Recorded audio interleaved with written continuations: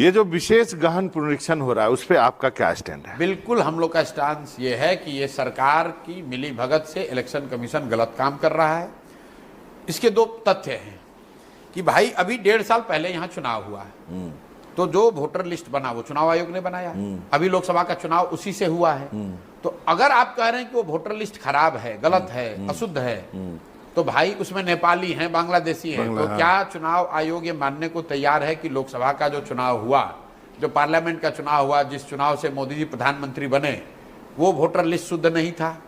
अगर आप ये कह रहे हैं कि लोकसभा चुनाव के बाद लोग आ गए नेपाल से, बांग्लादेश से, तो लोकसभा चुनाव के बाद बिहार में देश में सरकार किसकी है? वो भाजपा और नीतीश की है।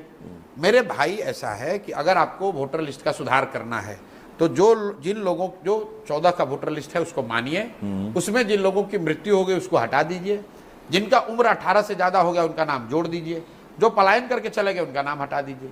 इसके आगे अगर आप कुछ कर रहे हैं तो निश्चित तौर पर वो सरकार की आप मदद करने की कोशिश कर रहे हैं। ये हो क्यों रहा है ये समझिए। ये हो इसलिए रहा है कि जो मैं आपको बार बार आंकड़ा दे रहा हूं कि 60% से ज्यादा लोग बिहार में बदलाव चाहते हैं, और उसमें सबसे बड़ा वर्ग है प्रवासी बिहारियों का, जो लोग बिहार से बाहर गए हैं। ज्यादातर लोग दिवाली में, छठ में यहाँ वापस आएंगे। अब सरकार घबराई हुई है कि ये लोग आएंगे तो ये सब एनडीए के खिलाफ वोट देंगे, उनका नाम किसी तरह काटा जाए, उनको वोट देने का अधिकार न हो, क्योंकि वो आदमी अभी बॉम्बे से, कोयम्बटूर से, गुजरात से आकर अपना नाम रिवाइज नहीं करा सकता है। इसीलिए भाजपा की कहने पर या भाजपा की मदद के लिए चुनाव आयोग ये कर रहा है, जो कि गलत है। लेकिन चुनाव आयोग बिहार के लोगों को इतना नहीं जानता है जितना बिहार के लोग समझते हैं। बिहार के लोग बहुत राजनीतिक लोग हैं, ये मानने वाले लोग नहीं है। हर हालत में हर व्यक्ति अपना नाम उसमें जुड़वा लेगा।